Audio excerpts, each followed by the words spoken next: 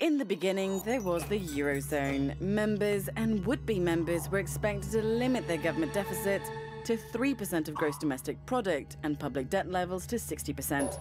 This was meant to confine crises to the past and guarantee stability. So far, so good. But in 2008, a crisis broke out and many member states came clean about not having followed the rules after all.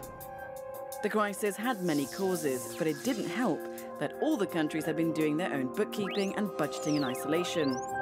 So in 2010, when the European Union defined its new strategy for growth, the objectives included better coordination of national policies in the areas of budget, growth and employment.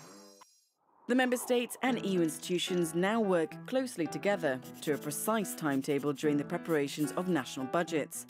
This process, known as the European semester, allows the EU to keep a close eye on the countries. All these institutions have their say on the subject. First, the European Commission sets the priorities of the EU for the year ahead. The European Parliament and the EU Council then discuss and improve them. At the beginning of every year, each member state is scrutinised on their economic situation, their reform programmes and potential imbalances. The Parliament can invite the presidents of other institutions to discuss issues related to the European semester and call for dialogue with member states. At the spring meeting of the European Council, the heads of state and government set the economic and fiscal guidelines for the EU. It's then up to member states to follow these in their reform agenda and their plan to guarantee sound public finances.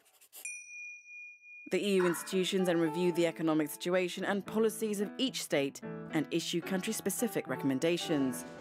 These recommendations then have to be followed by member states when drawing up their national budgets. The way it seems to be coming.